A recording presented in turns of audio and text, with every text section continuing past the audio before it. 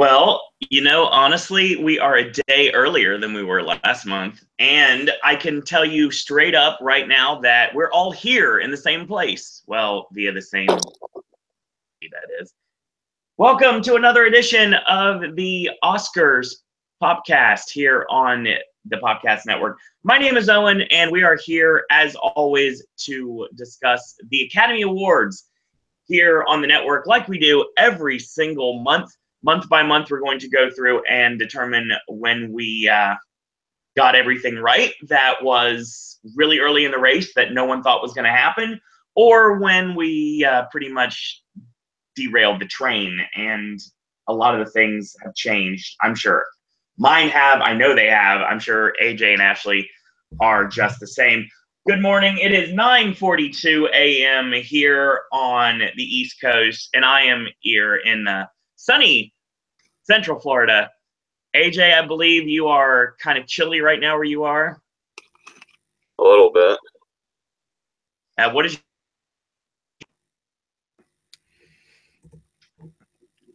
And then the call breaks up. I'm guessing that was to me. Thanks,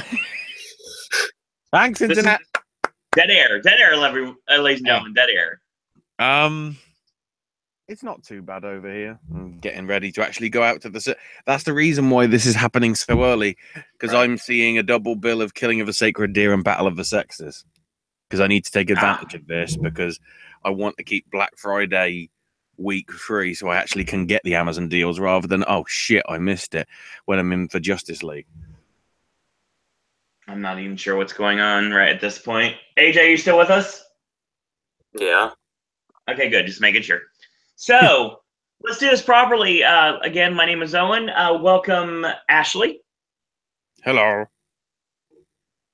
Ashley has been basically, both of these gentlemen have basically carried the network on their back throughout Halloween Horror Nights. And now that we're done, now that we're moving into the holidays, it is time for the network to go back to how it was, and you'll see me a little bit more often. Maybe. I guess we'll see. And also joining us, thankfully not through the powers of my iPhone 5 or any other means. He's actually on the call, ladies and gentlemen. Welcome, AJ. Am I much clearer now? Yes. Yeah. I can definitely hear you now, thanks to St. Mary's Pro Hardware and Radio Shack. Comedy for one is still comedy. So, a lot of things have happened since we've been away. We've said goodbye to Halloween Horror Nights. We've said goodbye for the time being. Hashtag save Bill and Ted. And we've had a lot of interesting developments in the race. A lot of new movies have moved up to the forefront, and a lot of movies have been pushed down the back burner just a little bit. So, as always, when we start these podcasts, we're going to go with our state of the race. So, AJ, I know there's one major piece of information that I think you, above all people, are a tad bit, let's just say, butthurt about. So, do you want to? That is horrible phrasing for that. I swear to you, I was not trying to do that. I was making a Bill and Ted reference, as always, like I'm going to do throughout this entire show. But the thing is, I did not mean to make the reference for that meme. You don't understand what I'm talking about. AJ, of course, everyone should know by now, that's been following this network for a long time. There is there's an actor that is pretty much like the bee's knees to AJ and always has been, and he's kind of run afoul with some trouble lately. So much so that who knows what may happen with him. And apparently there's this internet petition going around which is probably going to give Kevin James his role in House of Cards. No, just stop it before it happens, please. I assume that's a joke. Yes. Well, I've been seeing it in a lot of places. There are people that are trying to petition it. So speaking of petitions, hashtag save Bill and Ted. So I will say right now, get used to it. You'll hear it a lot in this show. So AJ, what's going on? Because I've been so scatterbrained with Horror Nights and everything. I've not been able to fully pay attention. I just see it come across my feed every once in a while when I check social media. So I know this does affect a lot of things right now. So what's going on? Well, yeah, if for some reason you aren't aware, the guy that's always been my favorite actor in the entire world, Kevin Spacey, will probably never work again. And he actually also just happens to have a movie that's coming out in award season, which I knew about, but I didn't realize. I think it was just off everybody's radar from what I had heard, but obviously it's Ridley Scott's new movie, All the Money in the World. Right. And it just got pulled from the AFI lineup. It was supposed to be the closing movie. Oh boy. But they said that they're still releasing it on December 22nd, and they're still going to campaign it. They're just not going to campaign him for supporting actor, which probably was its best bet. So, oh yeah. So I think that's probably done. To me, the most surprising thing about that is they've already recast him with Christopher Plummer, and they're doing the reshoots so it can still release, even though these reshoots are going to happen over obviously the next 6 weeks between the film's release and now. Is that the Gore Vidal thing, or no? That's All the Money in the World. What the hell? Yes, Plummer has been recast as Getty, and they're going to reshoot basically all Spacey scenes with Plummer in it and insert them in and still have the film supposedly come out on December 22nd. If this works, boy, is this a crazy deal for both Sony, considering how shit their year's been, and also Ridley Scott for being able to get it all together. And, you know, because I believe there's quite a bit of the scenes, thankfully, that just have sort of Getty separate, so they don't have to sort of bring in Wahlberg or anybody to reshoot. So I guess that's the only advantage. But yeah, just hearing that, and it's like, okay, they've got 6 weeks to make major changes to a film that's going to be probably in awards contention, if not in the acting category, probably in the technical, depending on how much of a spectacle it is. Jeez. There's a lot going on. If they can pull that off and he like kills it, that's gonna look really good for Plummer. What if then Plummer gets the Oscar? It'll be like that timing, man. That timing. The thing is that I'm also fearful for. This could have a negative effect on Baby Driver. It seems to have already had, based on the title itself. True, but I think because there was clearly some opportunities for it to get some sort of editing stuff. Oh yeah, and part of me does think it's not going to get anything now, just because it's been associated with Spacey, which is a shame because I'm going to be probably sticking it in my list and going down with the sinking ship and hoping that they'll actually just acknowledge the film for what it is and not like, oh, this guy's in it, blackball it. See, that's the problem though. In the society we live in now, that's something that just happens. It's not how it should be, but people look at every aspect of a film, and if there's one person in it that is a little bit there, I don't know, they're going to completely destroy the film because of it. Plus, you know, as I expected, the Paddington 2 guys are desperately trying to find a new distributor because they don't want anything to do with the Weinsteins. I don't blame them at this point. That was another thing as well. I had talked about that last time and how I figured it was going to kill the movie's chances. I'm not really sure or not, but I did see that they basically stripped his name and the company's name off of Wind River before their campaigning. I'm starting to see that movie pop up a lot more in predictions now. It's like on the low end of things, but people are starting to predict it more now.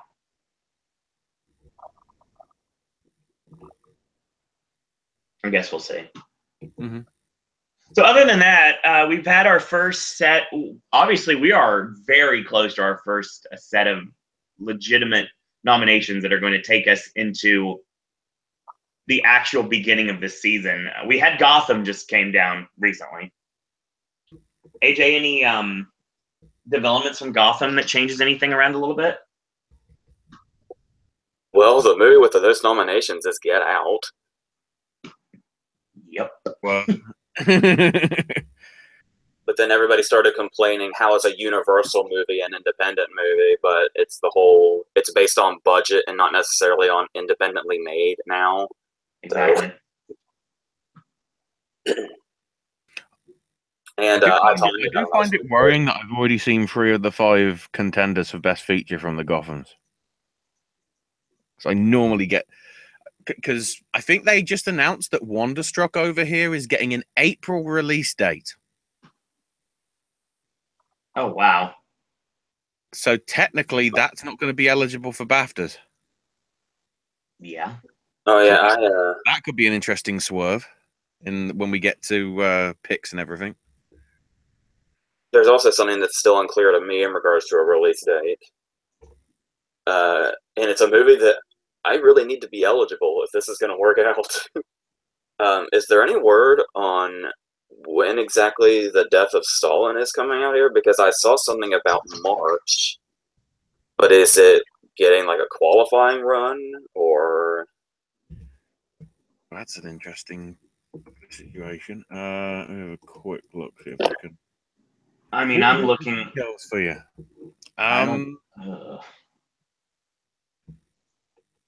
Perhaps they're thinking it's too touchy a subject because of the administration. Screened in Toronto. Come on, IMDb. No, I've already seen the Florida Project. Thank you very much. I don't need to be told when it's on. Where is it? It came out October 20th in the UK. In the UK, but it doesn't have a US release date that I've seen so far. It's coming out in Denmark on the 14th of December, so it will qualify for there. So yeah. I don't know what's going on with that. Well, I guess I'm just gonna stick with it where I have it until there's further elaboration on that. Because I would think it would be kind of like it would be known by now if it was just flat out not eligible. I think somebody would have said that by now, unless I missed it. AJ, we have a question from chat. We did talk about it earlier at the beginning of the show, but I do want to elaborate a little bit more. Your personal opinion on Kevin Spacey being removed from All the Money in the World.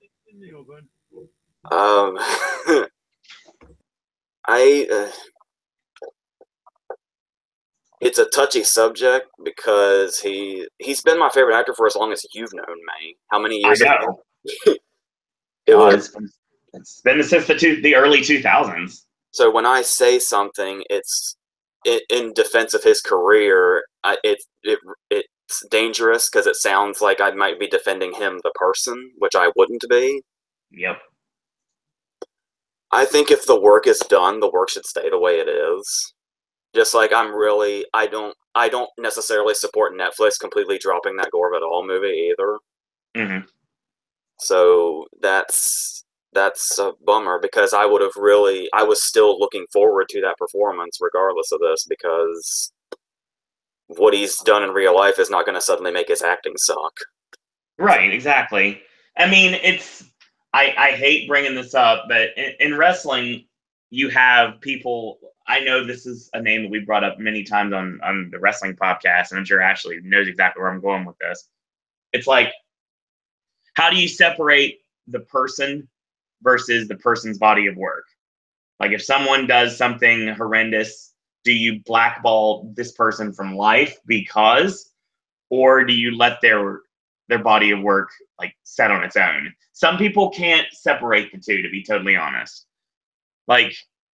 I know it's a very touchy subject in wrestling, but Chris Benoit, when it comes down to it, it's hard to separate the person versus the man who literally killed his family.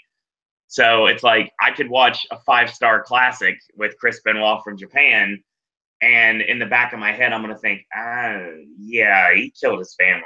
He's a great worker, but he's evil. So it's like, do you chide Kevin Spacey for discretions in the past, long day, and you can look at that, or are you never going to be able to watch one of his films the same way again? I know the movie a lot of people are saying that about is American Beauty for obvious reasons. Yeah, I could see that. But I don't. It's basically kind of like the same way you watch a movie after somebody's died, Yes. where like it's in the back of your head, but if the movie engulfs you enough, you stop thinking about it. Right. I haven't watched a Spacey movie since this has happened yet, but I'm sure I'll find out soon enough. I know I'm going to be watching Baby Driver again soon. Oh, yeah, So obviously. I guess we'll see. But I think it's hard to imagine. I have a hard time imagining myself suddenly not being able to watch American Beauty because it's like one of my top 10 movies ever. Of course, and that makes sense. And Seven and The Usual Suspects and all them. So yeah, I'm hoping that won't change too much. It'll just be a thought that's kind of in the back of my head, and then as the movie goes on, I just don't think about it until it's over. Right. Makes sense. Thank you again for the question, good fellow Tim. Feel free to continue to correspond with us in chat. I know it's kind of early, but still, we appreciate you joining us today. So now we've got the state of the race out of the way. We're going to do something we do every single month here. We've been doing this for the last 2 months. We're going to do it again. So we're taking the big 8. So the big 8 categories, the acting categories, the screenplays, the director, and also Best Picture. And we're going to go through them now. Again, just like we did last year, we are going to hit up all the categories. We're going to try to predict them all before the Oscars themselves, but that's not going to be for another month or so. So it's the last chance we have, really, before we start getting into, oh my God, what's going to run for Best Supporting Actor versus what's going to run for Best Foreign Film or Best Animated Film. So we're going to get to that later, but right now... What he's trying to say is it's roughly a month till the nominations for the Globes, which is the first of the big ones. Well, we've got, like I mentioned earlier, we got the Spirit Awards coming out soon, too, which is the first set of awards that we really have to pay attention to. True. Yeah, it's on the 21st for anybody that doesn't know. Oh, my God. Really? That soon? Looks like there's going to be a phone call coming in the near future. So let's do this, shall we? So we're going to go into our categories. So usually AJ goes first, Ashley goes second, and I go third. So we're going to go into them, shall we? So our first category today for our Oscar prediction is going to be Best Adapted Screenplay. AJ, what do you got today? I made one change. And once again, since we're uncertain about the release date for The Death of Stalin, just keep that in mind. I went with Call Me By Your Name, The Death of Stalin, Last Flag Flying, Molly's Game, and Mudbound. The last couple of times I had it and didn't change it, which was I had Wonderstruck in Molly's Games place. Mm-hmm. Not really based on anything, just because the category is very bare. Before I go into that, as far as Last Flag Flying is concerned, I was a huge advocate for it last time we did this. But now that it's been out and released, it kind of got a bit of a soft reception. Yeah, I'm starting to see it fall off a lot of places, too. But if the category is going to remain this week and Linklater's script is strong enough, because I imagine it's like nothing but dialogue if I had to guess. Probably. I'll go ahead and hang on to it. And as far as Molly's Game goes, I eventually just kind of jumped on the Sorkin train because, like I said, I wasn't sure how the movie was going to pan out since I think this is the first time he's directed, and then it's also the case of his snub for Steve Jobs. But yeah, just because there's not options, then he's probably a safe bet. I really don't know much about to kind of gather how the movie is going to be received, but I guess we'll find out. All right. Ashley, Best Adapted Screenplay. So for adapted, can't remember whether I've changed this up. So I've got Darkest Hour, Death of Stalin, Disaster Artist, Last Flag Flying, and Wonderstruck. I I'm sticking with Disaster Artist. I wonder what response it's actually going to have over here, because the fact of the matter is The Room's never had an official release outside of America that I'm aware of. So I guess it's just illegal versions and watching riff tracks versions and whatever. Sometimes it's all it takes. That's garnered the following over here. But from what I've seen of the trailers and from what I've sort of heard, it's a pretty good screenplay and it probably will get some nod. I'm sticking with Darkest Hour and Adapted because I don't know. That's another one where it's like, where's it going? And Wonderstruck, the Academy does sort of like book writers that adapt their own works. I can think back to, what was it, Emma Donoghue for Room a couple of years back. Right. So that's why I'm keeping that there, because everything that I've heard about that is it's had a pretty strong screenplay, at least in terms of adapting the book, which probably is because, as I say, the guy that wrote it. So yeah, I'm probably keeping Death of Stalin there just because it will probably get into the BAFTAs for adapted screenplay, more than likely, if it doesn't become eligible for the Oscars. Got a question from the panel. Damn you, IFC Films. Apparently we have that company to blame because they haven't announced a release date. Got a question for the panel from Josh Ricketts. Is Dunkirk the lock for Best Picture at this point? I don't think anything's locked yet. I completely agree. The awkward situation that Dunkirk has is Darkest Hour, because they're two films that are basically about the same thing, right? Except one is sort of about one man and his struggles with it, whereas the other is basically 72 hours in the life of these soldiers and everything. It's certainly got the scale to be, and you know, if we are going on the Oscars' previous history of at least trying to put something in that's mainstream to try and go, yes, you like us, honest, why are the viewing figures going down? That's probably the one that they'd pick, although it should be Get Out. Technically, it could be both, but you know, why not both? Thank you, Chris O'Donnell. AJ, your thoughts? Yes. AJ, thoughts on Dunkirk? Anything further? Not really. I agree with Ashley and AJ here. I don't think anything is a lock right now. It's like, look where 3 Billboards came out of nowhere too, and now it's becoming a juggernaut. And Get Out starting to get a lot of buzz.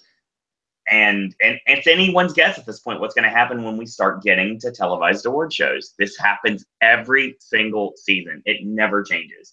The movies change, but the situation never changes. Something we were not even thinking of, not even on our radar, is the movie that becomes like the big powerhouse. It's something that we thought was a lock. Nothing. Keep in mind as well, there was that little film that was, you know, they weren't sure whether it was going to come out this year or next year, called I, Tonya, which is starting to gain a lot of momentum. Yes, I'm so happy about that. I'm not gonna lie. For this year.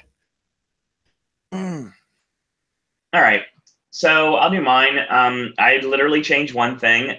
Todd Haynes, bye. Sorry.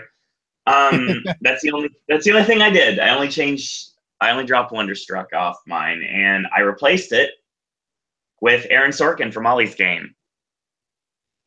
So if you are curious, my adapted lineup is Call Me By Your Name, Mudbound, Molly's Game, Last Flag Flying, and The Disaster Artist. With The Disaster Artist, I'm starting to read it now. It's really funny, and I really look forward to see how it's adapted for the screen. I cannot wait for the movie. It's something I've been waiting for ever since I first heard about it. I'm super excited for it. Anybody that knows me knows that. And the fact that they're starting to do free screenings of The Room to prep everyone for it, super excited for that. They are showing it over here as the Slackers Club for the students, free screenings. Nice. Not The Room, but the actual Disaster Artist, which I think is like God, I wish I was still in that club. Indeed. So yes, I will be seeing that movie actually this time next month, and I'm super excited about that because the run starts in limited release on December 1st and it opens on the 8th. So I'm super excited for it. Last flag flying is the question mark here, and I'm sure a lot of you are understanding when I say that. It's the movie that I see fall off a lot. When it comes down to it, it's the only thing that I'm seeing it still running for is adapted screenplay. Linklater has so much of a pedigree. I really think that it's going to be something that could stick around, regardless if the movie is liked or not. Linklater's loved, so we can see that continuing to stay. Sorkin, I'm just writing a screenplay. Just sign me up. I mean, Molly's Game could do a lot better than we think it will. Jessica Chastain could do well. I finally saw a trailer for it. It looks good. So I'm looking forward to seeing where it goes. I think Call Me By Your Name is pretty much a certainty at this point. Mudbound could go either way. The Netflix movies usually do. So I think this is more of a hodgepodge. So we don't really know what's going to end up as the 5, but we have an idea. Like with original, there's a lot of things that could possibly run. Adapted, not so much. So we'll see where we go as we actually get our nominations in a few months. So we move from adapted to original. AJ, best original screenplay. This is usually unclear with movies like this, but are we under the impression that I, Tonya is original? Yep. Okay. Well, in that case, I have The Big Sick, I, Tonya, Lady Bird, The Post, and 3 Rewards Outside Ebbing, Missouri. Do I need to explain any of those? Maybe I basically said last time, and I'm saying again. I'm just going to kind of stick with this whole The Big Sick and original screenplay thing, probably pretty much until the end, regardless of what happens. I understand that. Because it just really seems to anytime you hear about it, there's still a lot of love for it, and it still occasionally comes back up. I hear I don't have it myself, but I am so happy to hear that it seems like they're really starting to try to push Ray Romano. Which yeah, I've seen that a lot. He would absolutely deserve. So, yeah, obviously, I, Tonya is apparently getting comparisons to Election, which, and obviously, if I remember correctly, Election did get a nomination here when it came out, regardless of not being a juggernaut itself. I think it was adapted, but still. Obviously, Lady Bird keeps growing. The Post is obviously one of the strongest contenders. 3 Billboards speaks for itself. So yeah. I did have the Meyerowitz stories in here, and it's not just the Dustin Hoffman stuff that's made me have it drop off, but I just think these 5 are looking stronger, especially with I, Tonya starting to get a surge, because that obviously still leaves out the likes of Woody Allen and Paul Thomas Anderson, right? So yeah, it's a nice stacked category, but I think these 5 look good right now. Well, it's funny you mention Election because it did have the nominations, and Reese got a nomination as well. But the thing is, Alexander Payne. Right? What? Talking about Globes, right? Yep, and Alexander Payne won the Spirit Award. Nice. So that did happen. So lightning you never know, could strike twice. Ashley, where are you headed for original screenplay this time around? My 5 are Big Sick, Get Out, The Post, Shape of Water, and 3 Billboards Outside Ebbing, Missouri. I want to put Thomas Anderson in there because they do sort of. I think at least for the last 3 films he's done, he's been in the screenplay categories I can think of. There Will Be Blood, yes. Inherent Vice, yes. And I'm probably missing one. The Master? Yeah, was The Master up for it? Nah, just its acting. He did get in for Boogie Nights and Magnolia, though. Yeah. Yeah, they like him.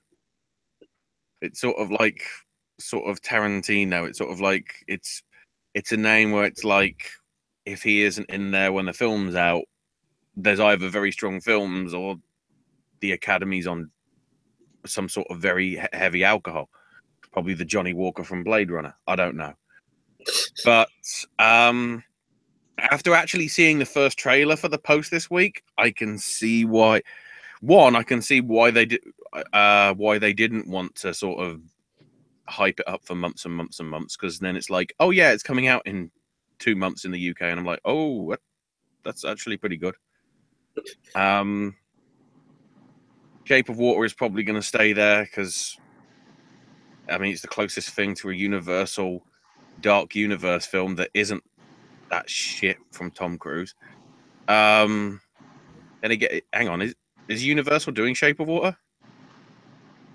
Can't even remember. If it is, that's a bloody irony. The best Universal Dark Universe film is something. Oh no, it's Fox, which will soon be Disney. Yeah, I don't think that changed actually from last month, but yeah, there's a lot of things that I sort of want to put in here. Obviously, if we're doing this 24 hours later, Killing of a Sacred Deer might be in here because everything that I've heard about that, it's an interesting one. So yeah, I'm gonna have to prepare myself. Lady Bird is not in here yet, but considering the fact in its opening weekend and its 4 screens, it took like 50. No, actually, I think it was like $90,000 per screen. That's pretty ridiculous. It's funny that I mentioned. It's funny that I mentioned Alexander Payne when we were talking a few minutes ago about Election, because I had to bump him out of Best Original Screenplay. Ooh. Because this I, Tonya train is just rolling and rolling and rolling. So I think I said this on last month's show, and I'll say it again probably throughout the race. I became extremely invested in the Tonya Harding, Nancy Kerrigan scandal. And I remember being a very, very big pro Tonya Harding fan. What can I say? I like heels. So one of the things about it is that I like the story, and I think that it's going to do really well. As a matter of fact, I think that movie is going to be the movie that people are going to be talking about, even more so than most of the stuff that's getting any sort of accolades right now. My original screenplay lineup has not changed, with that one notable exception. So Downsizing got dropped out, which I finally saw the trailer for. It looks good, but this is a really good year for acclaimed movies. Original screenplay is going to be a bloodbath this year. We always talk about that battle royal, the fictitious battle royal that happens with everybody taking everybody out until one person's left standing. Yeah, that's exactly what's going to happen here. I mean, and I'm sorry, AJ, I know it pains you, but I'm very happy to see someone I like very much is very much one of the tops on that platform right now. So my original lineup is The Post, 3 Billboards Outside Ebbing, Missouri, Get Out, I, Tonya, and Lady Bird. Jordan Peele, I'm telling you, he's going to be the surprise this year. He's going to be the surprise to people that don't realize anything about the award season. Get Out is going to be the movie that the general public clung to, that is going to make people watch the Oscars when it gets nominated. Honestly, I truly believe it. I saw the trailer for The Post. Looked amazing. I've seen the trailer for 3 Billboards. It looks great. Feels like Martin McDonagh doing a Coen Brothers movie, which is even better.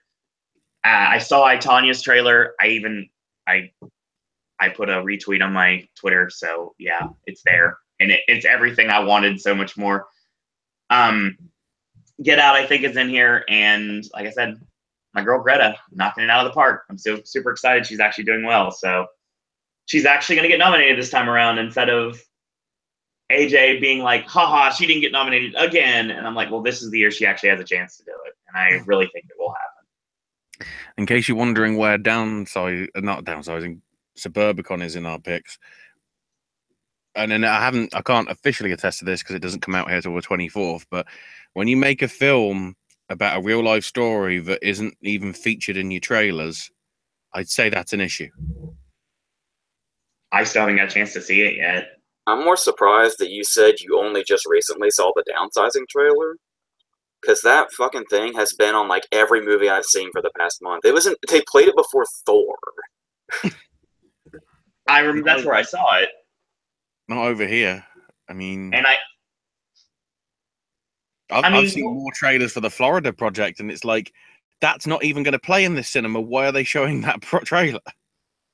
I live in Orlando. I've seen one trailer for the Florida project.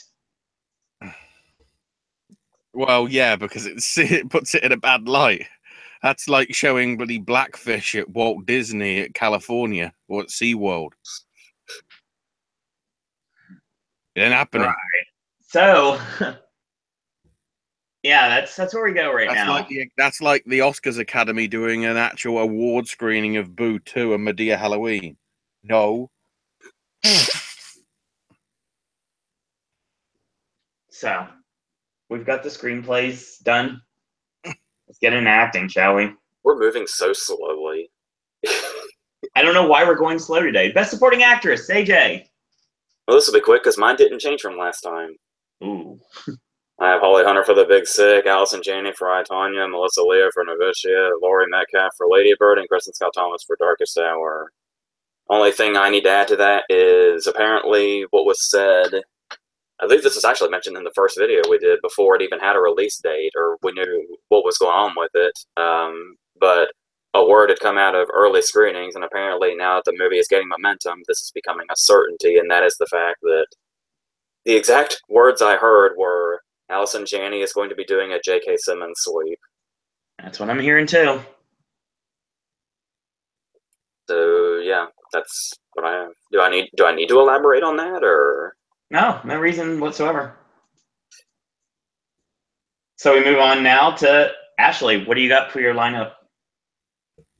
I'm gonna say with a couple of changes through last time. Holly Hunter for Big Sick, Nicole Kidman for Killing of a Sacred Deer, Vanessa Redgrave for Film Stars Don't Die in Liverpool, Kristen Scott Thomas for Darkest Hour, and Millicent Simmons for Wonderstruck. I think that's the most likely kid that's winning or getting a nomination out of all the films.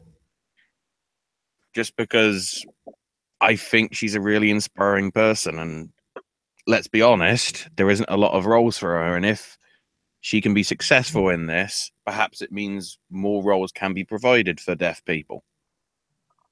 So I'd say that's sort of the championing ticket sort of thing. Mm-hmm. Kidman is pulled back in just because I want to give Killing of a Sacred Deer recognition somewhere in this. Downsizing sort of has fallen off my radar, probably because I don't think it's coming out here until I think January time-ish. So then again, that's going to be sort of good time for it to actually get attention during the sort of awards window. But and also, yeah, one for Film Stars Don't Lie in Liverpool. To be honest, you could switch out Vanessa Redgrave for Julie Walters. At least for me at the minute, that deserves some sort of recognition, at least in my lists. Whether it will stick there by the end, I'm probably won't, but I can hope. Well, one major thing that I had to do was I found out that they are campaigning Brooklyn Prince as leading now, so that really messed me up. That's questionable. They're campaigning her as leading, so I had to drop her out. And I would laugh at the direction of that if it weren't for Kawenjanae Wallace. Yep. Yeah, but at least she was in the movie a lot more.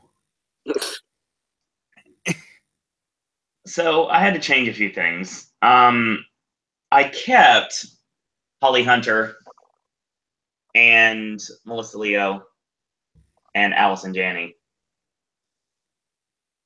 Debuting in my list now for supporting actress, I have Laurie Metcalf for Lady Bird, and you don't go with the person. If you like the person and if you don't like the person and you go against them because you don't like them, you're going to lose. That's always happens. I'm going to have to go with Octavia Spencer for The Shape of Water. I'm hearing a lot of good things. Laurie Metcalf, super excited that the movie's getting more just buzz than Ronan. I really think Lady Bird's going to be a big deal. And I think it's got a good chance to contend for most of the major awards and some of the technical awards as well. Novitiate just kind of like falling off a little bit. Leo's still hanging on there. Tanya seems to be a juggernaut right now, and Holly Hunter is the only thing I have for the Big Sick right now. That could be a mistake. It's a very good possibility that it could be, but I guess we'll see when we progress. You want to talk about Bloodbath? Let's get into Best Supporting Actor. AJ? Once again, assuming Death of Stalin has some kind of a qualifying release date here, I have Steve Buscemi for The Death of Stalin, Willem Dafoe for The Florida Project, Armie Hammer for Call Me By Your Name, Sam Rockwell for 3 Awards Outside Ebbing, Missouri, and Michael Stuhlbarg for Call Me By Your Name. You'll notice last time I kept talking about how we haven't had 2 people in supporting actor since Bugsy in '91, and even Spotlight couldn't pull it off. So are we ever going to see that again? So I kept kind of trying to stray away from it. But then I went with both Fishburne and Carell for Last Night Flying last time, and you'll notice I just dropped both of them. Yeah, that's what happens sometimes. Once again, due to the movie's kind of soft reception. But looking at the competition here, you can only hear Armie Hammer's name so many times before you think, okay, maybe he is in this, and which would be great. And then going back to Buscemi real quick, assuming what the fuck was that? Assuming Death of Stalin does get released here, it's kind of one of those cases where I'm not really seeing Buscemi called out too much. Like, if there's one name I've been seeing most often in regards to Death of Stalin's ensemble, is Jason Isaacs. But I keep thinking back to Bale in The Big Short, where it was...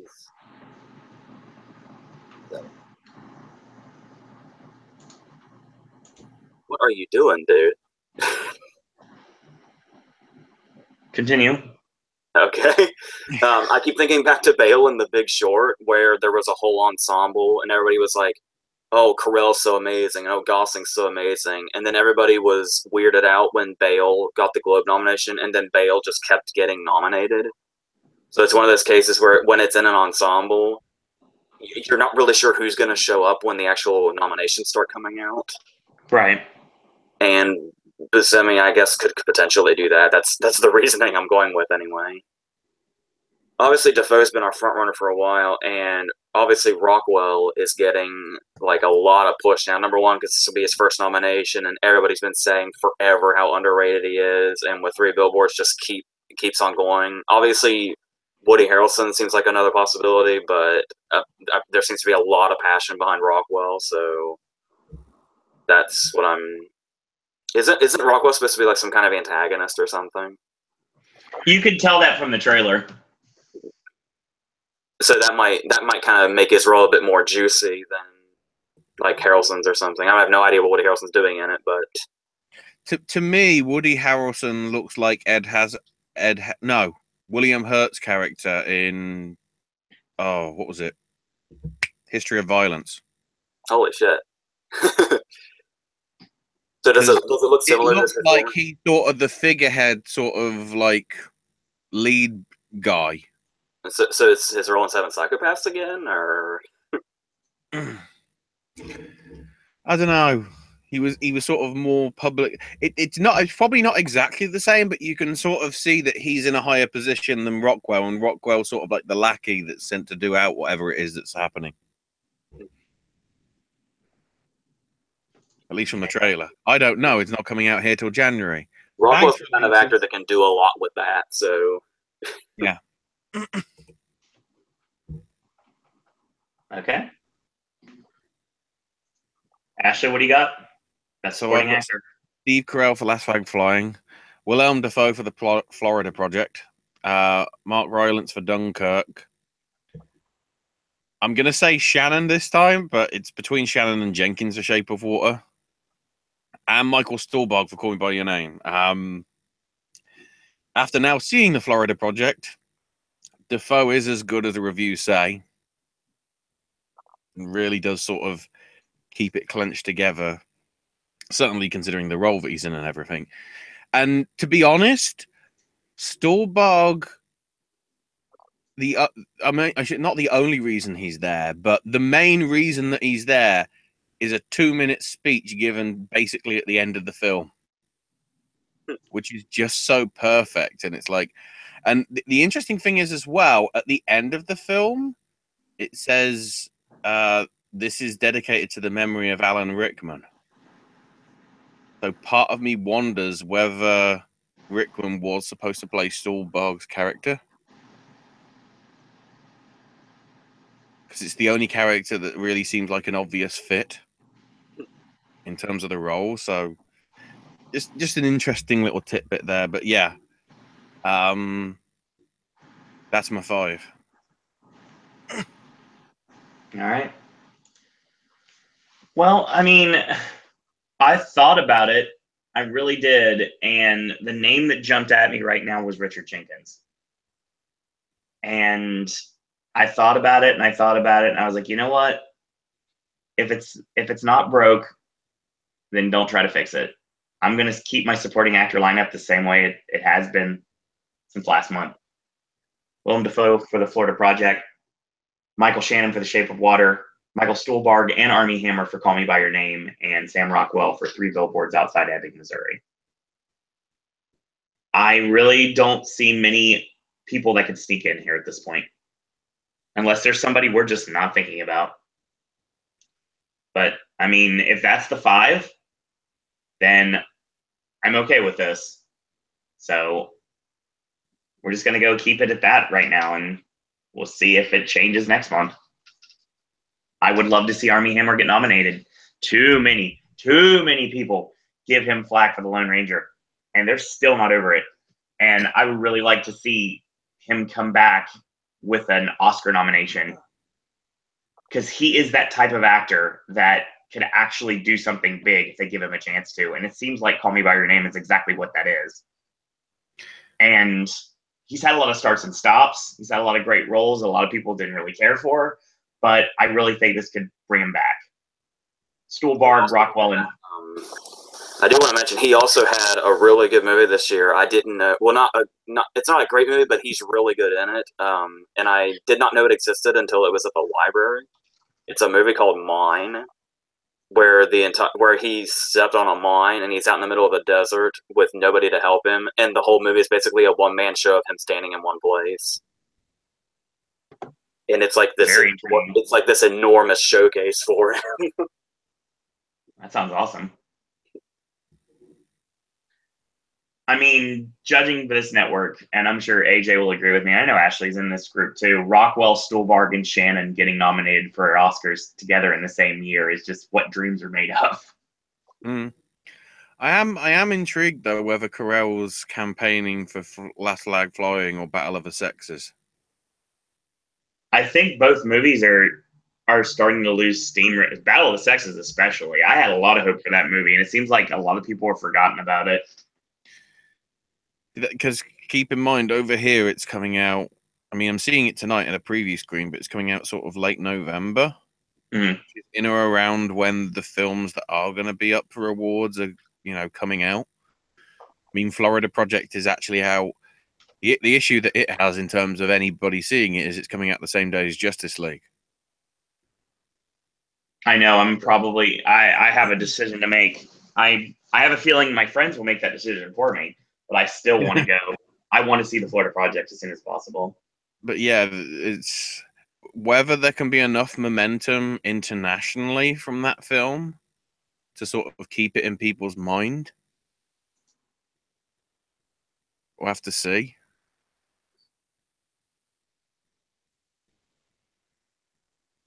All right. So we're moving on from supporting to our main acting categories. We're going to go into Best Actress now. AJ, who do you have for Best Actress this time around? From the looks of it, I haven't changed from last time. Okay. I have Frances McDormand for 3 Awards Outside of Missouri, Margot Robbie for I, Tonya, Saoirse Ronan for Lady Bird, Meryl Streep for The Post, and Kate Winslet for Wonder Wheel. Obviously, hearing the raves that Stone was getting for Battle of the Sexes right when we were doing that video made me want to put her back in. And I obviously saw Battle of the Sexes right after that. Number one, not that my opinion matters, but I thought she was way overshadowed by Carell. Carell is definitely the MVP of that movie. And secondly, yes, the movie just seems to have disappeared without a trace. Yeah, it was in my theater for like 2 weeks and it was gone. And I think everybody else. Apparently, people are getting mad at Winslet because she did Carnage with Polanski, and now she's doing Wonder Wheel with Woody Allen, and she gave a reason why she still does movies with them, but I guess everybody was like not having it or something. But I don't think. And the fact she did The Mountain Between Us, just in general terms, not not because of any scandal or anything. It's just that movie. Jeez. And I understand that McDormand going for her second win seems to be the front runner here, but I did hear that the conversation for Robbie has shifted from will she be nominated to will she win? Yep. She's the upset right now. It's what happens when you make a Tonya Harding movie where you turn her into Harley Quinn. Quite literally. All right. Ashley, do you have for Best Actress? So the one that I don't need to put in alphabetical order is Meryl Streep for The Papers, because So the other four are Sally Hawkins for The Shape of Water, Margot Robbie for I, Tonya, Saoirse Ronan for Lady Bird, and Emma Stone for Battle of the Sexes. I'm starting to get on this Lady Bird train. Annoyingly, it isn't coming out here till like February. But then again, the secret screening things that I go to, the ones that they normally have, like in November or December, aren't out till January or February. Mm-hmm. Because they did Whiplash a few years back, and I don't even know what they did last year and everything, but they often do something that's quite a few months off in or around now. And also keep in mind, it was the special screening at the London Film Festival, or the mystery film right at the end. That isn't, I guess, the closing gala thing. And even London was like standing ovation for minutes. That's starting to get a lot of attention, so that's why I'm putting it in the list here, at least for now. It could be growing. So we have a question from chat, actually, more of a comment. This is to the panel. Goodfellow Tim is hoping that Patrick Stewart would get a nomination for Best Supporting Actor for Logan, but he knows it's a long shot. I don't even know whether Fox is actively campaigning for that. I think they are, actually, but the stuff that I know about is the Wonder Woman stuff, because Christ. Gal Gadot for Best Actress. I wouldn't go that far, guys. Other categories, yes, but I don't think she could hold a candle to at least 15 of the people that I can see in my sort of list of pool of names that could be in it. All right. But yeah, it would be nice to see Patrick get in, because then he could go, "You gave me an award even though I did the poop emoji. What are you thinking?" Oh God.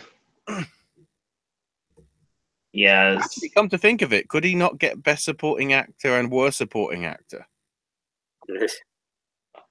Razzie time, yeah. Then again, he wasn't bad in the film. He was just it was a bad film. So I don't know. All right. So my Best Actress lineup, I had to bump out Emma Stone. I don't want to. It's just I had to, because it literally feels like Battle of Sexes seemed like last year, because everyone's completely forgot about it. But that could also mean that it could come back. You never know. My best actress lineup has not changed with one notable exception. Sally Hawkins was one of the ones I was thinking about.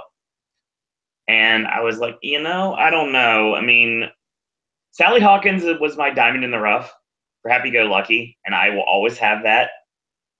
But when it comes down to it, I will say right now that I'm not going with her this time around. I'm going to go with a little bit more of a, let's just say, a regal choice. AJ knows where I'm going with this. My best actress lineup is Meryl Streep for The Post, Saoirse Ronan for Lady Bird, Frances McDormand for Three Billboards Outside Ebbing, Missouri, Margot Robbie for I, Tonya, and yes, Dame Judi Dench for Victoria and Abdul.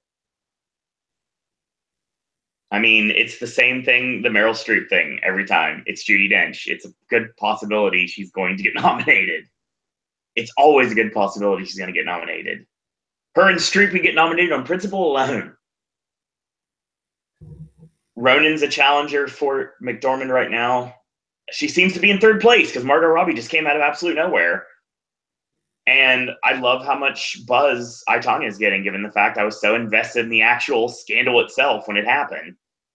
I mean, I don't think we're getting a Lorena Bobbitt movie anytime soon, so there you go. I will say right now that this could be a really great acting race this year, all across the board. I think it's going to be a lot of upsets. I don't think it's going to be as cookie cutter as people think it is. And I think that when we actually get to televised award shows, it's going to be McDormand versus Robbie with Ronan on the outside. And we can see what actually happens when we start getting to the Globes and when we start getting to televised award shows. Meryl Streep's always a contender. Seeing the Post trailer, yes, absolutely. It's going to be an awesome movie, and it's going to be an intense movie too. So I'm looking forward to seeing exactly how it does when it gets out there, when I actually get to see it. But it seems like it's all about McDormand and Robbie right now. So I guess we'll see. May the best woman win.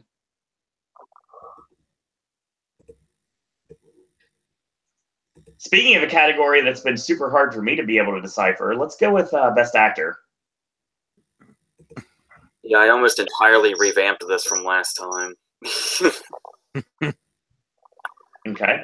Right now I have Daniel Day-Lewis for Phantom Thread, James Franco for The Disaster Artist, Tom Hanks for The Post, Gary Oldman for Darkest Hour, and Denzel for Roman J. Israel Esquire.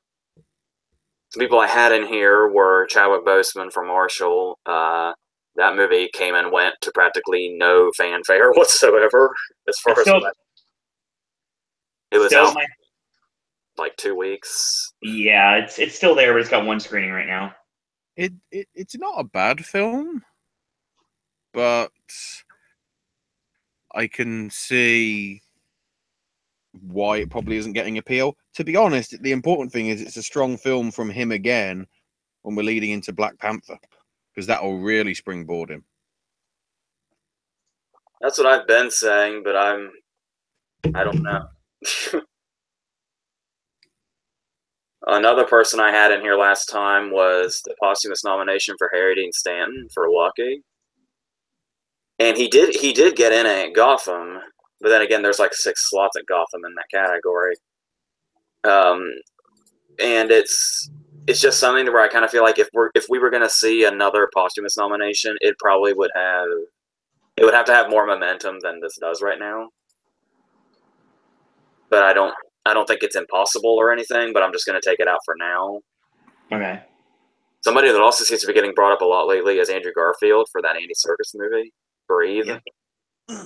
But the changes here, Hanks, obviously I've been avoiding Hanks because Hanks hasn't been nominated since Castaway when he had so many opportunities to since, particularly. That Captain Phillips snub still hurts. I have to say that every year, and I continue on. But he seems to be consistent in when people are talking about this category. Yep.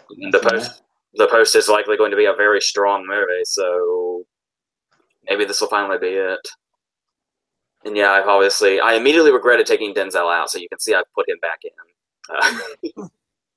And then as Franco goes, obviously I don't have The Disaster Artist or anything else, and I haven't yet until now. But I think it's the whole... Obviously, he's playing a character that a lot of people recognize. and he's clearly going to be. He's going to be what people walk away from that movie talking about. Oh yeah. So I'm starting to feel a little more confident in that. But as far as that movie goes, as of now, only that.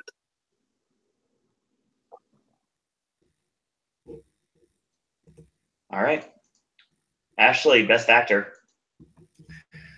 So my 5 as it stands, Bryan Cranston for Last Flag Flying, Daniel Day-Lewis for Phantom Thread, Tom Hanks for The Post, Gary Oldman for Darkest Hour, and Denzel Washington for Roman Israel Esquire. Garfield drops out because although it's a good role, to be honest, the majority of that film is Claire Foy. She sort of is the real sort of momentum pusher there. Don't get me wrong, Garfield's good and everything. And, I wouldn't be surprised if Breathe was up for cinematography, considering it's Robert Richardson that did it. And again, it's another name that the Academy likes, probably because it's associated with Tarantino and everything. But yeah, sort of, I guess, obvious because they're sort of the big names and everything. I'd like to see another name come in, but until we start actually getting sort of more lists in terms of names and the awards and everything and all the film critics awards and all that, I guess I'll have to stick with the obvious 5 for this month. So with my best actor spot, Matt Damon dropped out for Downsizing. I just feel like Downsizing may end up being an afterthought as much as I don't want it to be because the trailer looks good.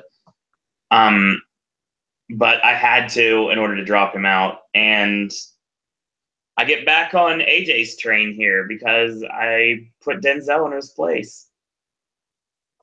Roman Israel Esquire looks good. I finally saw a trailer for it, and ooh. Did you not have Denzel before? I did not.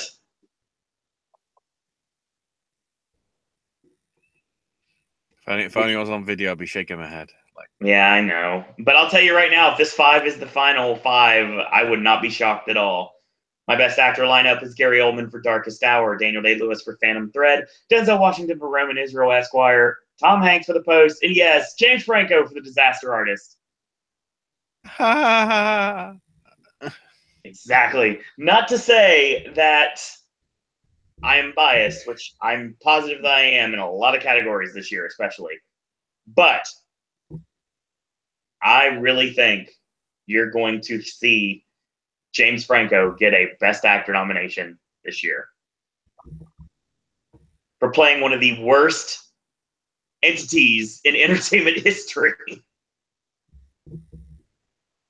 I'm super excited for the movie, as always. I'm sure we're playing a drinking game every time I say super.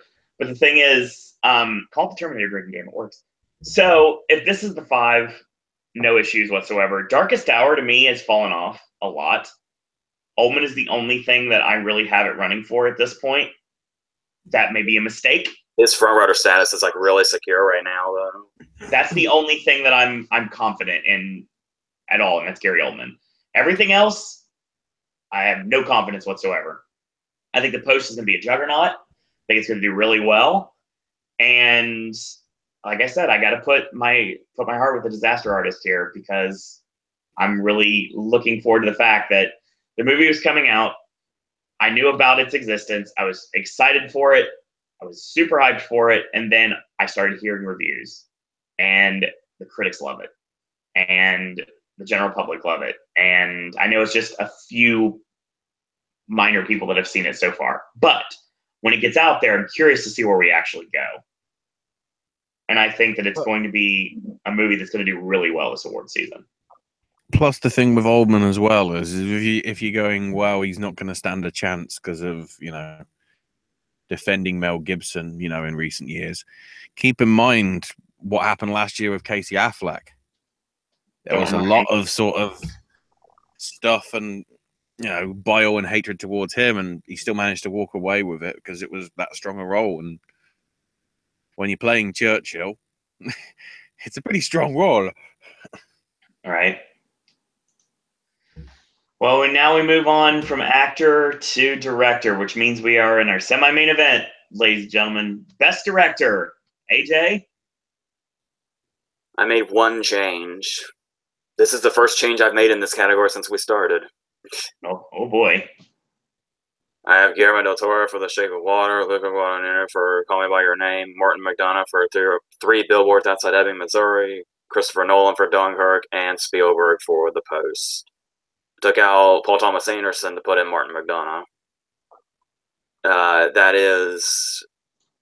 The thing about it is, obviously, we've got a trailer for Phantom Thread now, and I was listening to reactions to it, and it was kind of like... I kind of think that Paul Thomas Anderson is going to have an opposite Fincher effect. Okay. Remember how Fincher made like a whole bunch of movies that everybody loved, and then he went completely outside his normal zone with Benjamin Button, and then voila, he was nominated. Right. I feel like this is so jarring that it's going to be like Paul Thomas Anderson's doing his thing and then doing his thing, and then he makes something like totally different that's totally not his style, and that's why he's not going to make it. I have nothing else to base that on. It's just a feeling, I guess. Okay. But the fact that I still think Day-Lewis will be fine. I just think with the other five, he'd be the one that would get the chopping block. Because I don't really, apart from these six, I'm having trouble seeing anybody else much in this.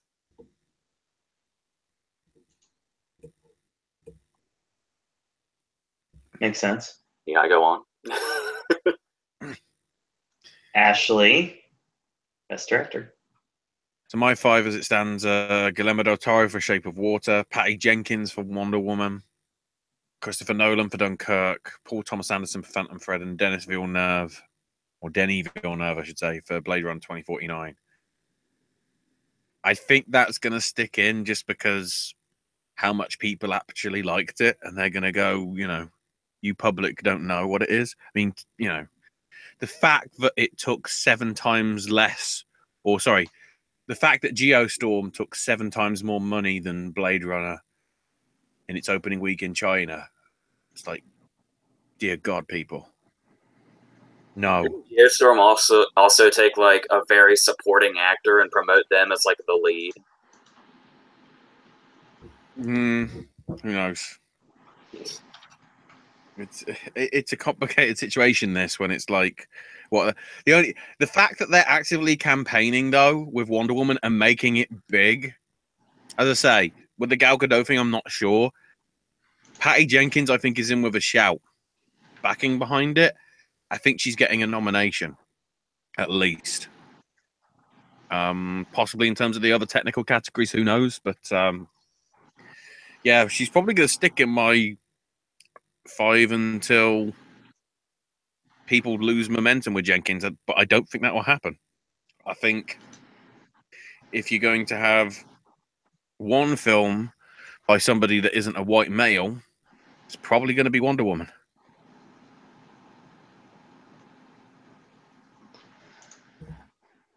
Yeah, Goodfella Tim is putting in Catherine Bigelow for director still. I'm very Is there interested still momentum for Detroit, though? I don't think so, but I don't know. We had no way of knowing.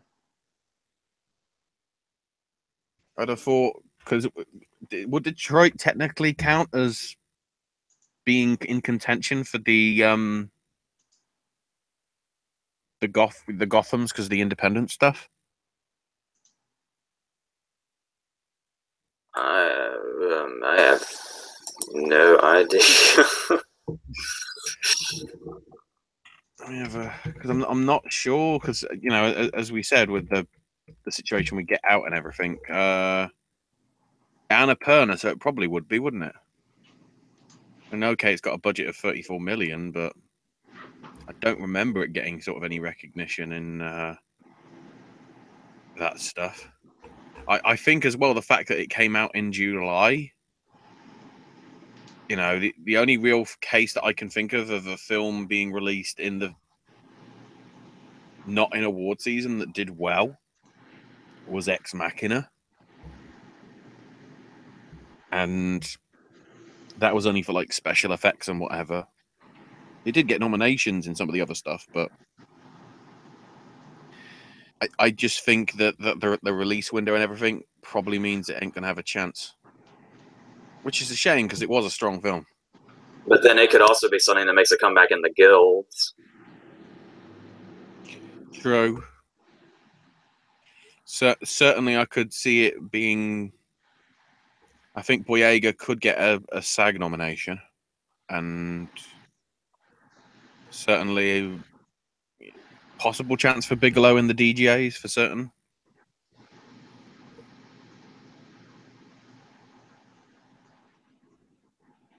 Anyway, what's next? I'll make it all so simple. My best director lineup hasn't changed. You got Christopher Nolan for Dunkirk, Guillermo del Toro for The Shape of Water, Steven Spielberg for The Post, Mark McDonagh for Three Billboards Outside Ebbing, Missouri, and Jordan Peele for Get Out. I'm telling you, Get Out's the upset here. I really think it. And if you look at everything that I could possibly see getting nominated for picture, Get Out is the movie, like I said earlier, that's going to bring people that don't normally watch the award show to the award show. You know the ones that you go to the movie theater and they basically say, why did this not win? Why is this not nominated? Well, they're going to say that about Get Out, but it means still they're going to say, why did this not win? Because this movie is amazing, and I don't know what that movie that won was. I never heard of that before. Given that that In Bruges has the following that it had to gain it, but it ultimately has it now. Right. And just kind of it, from what I understand, it's like the style of it. If it finds an audience, I could see Three Billboards having like kind of a mass appeal.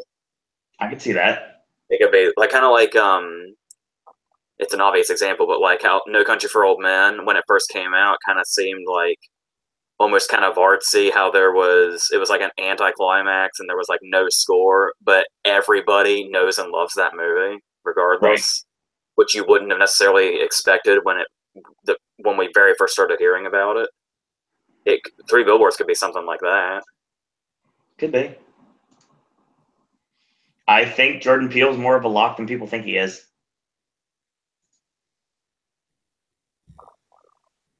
And I welcome this happening.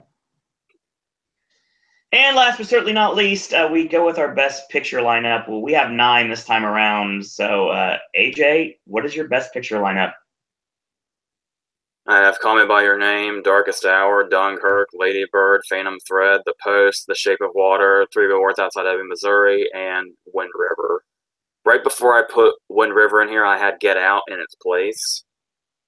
It's kind of that kind of last kind of breaking out thing, but then I realized that I don't have Peele in original screenplay, and it's like, if Get Out's going to get in picture, Peele's going to get in screenplay. Yep. So I went ahead and replaced it with Wind River, because with the whole trying to distance Weinstein from it will probably help. Especially, it might also help just the fact that they're taking that approach in general, but also, as I said before when I was predicting it, it's a movie that it's just so driven by emotion. I could definitely see people getting passionate enough about it to like really put it high on the ballot, especially with the huge high that it ends on. Phantom Thread, obviously, I took a lot of stuff out. Like, as far as the Big 8, I only have Day-Lewis, but I feel like the production itself, along with Day-Lewis's performances, might be enough to get it the passion that it might otherwise lack in categories like director and screenplay. And I think everything else speaks for itself. All right. Ashley, best picture.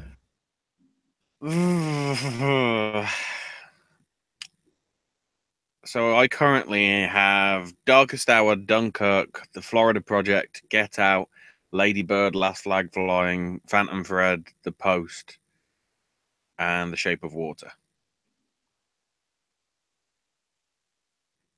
Call Me By Your Name just pulls out because I wanted to put Florida Project in there, because I think with the support that Tangerine had, that has probably more of a shout. I'm sticking with Last Flag Flying at the minute. To be honest, that could have been switched out for Call Me By Your Name as it stands.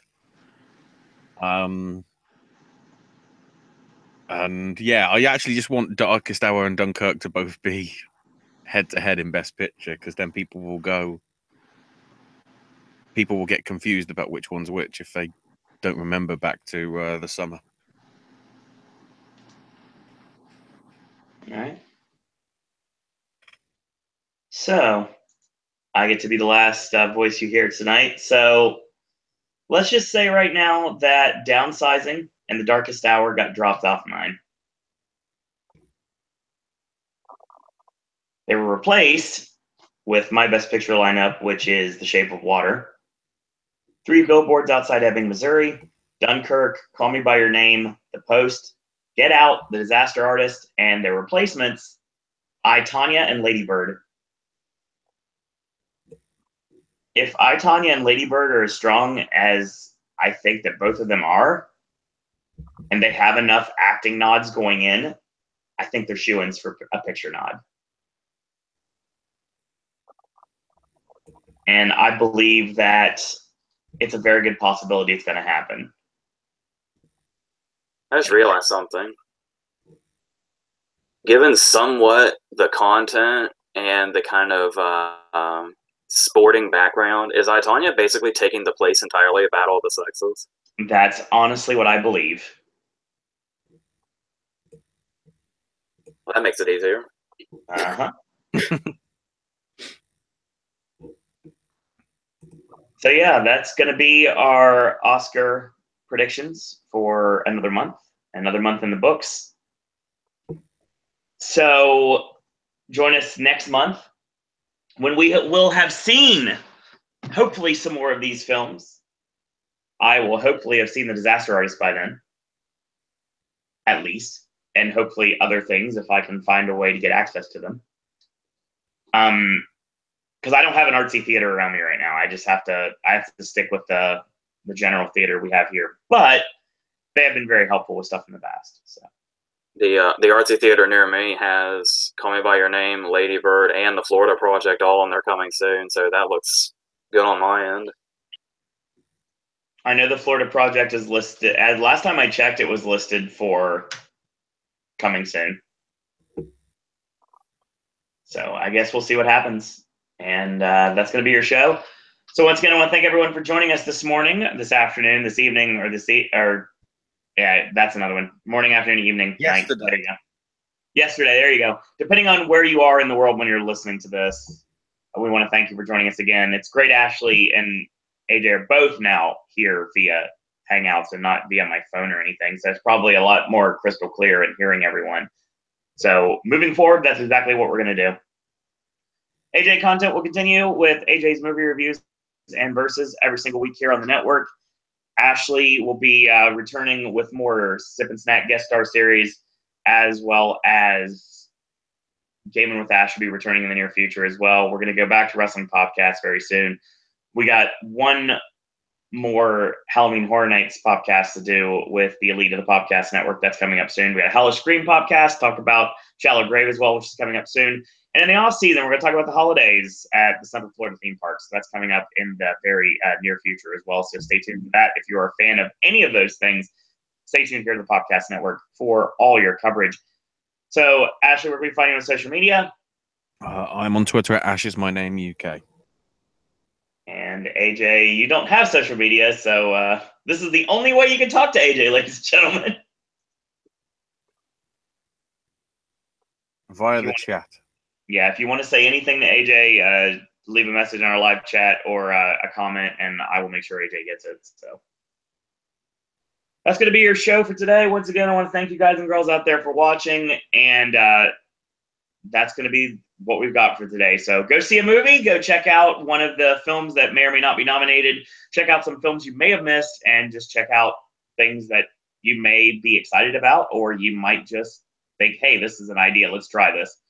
You never know what you're going to love. You never know what you're going to hate. And you never know what movie is going to captivate you. So in the meantime, I want to thank you guys and girls out there for watching.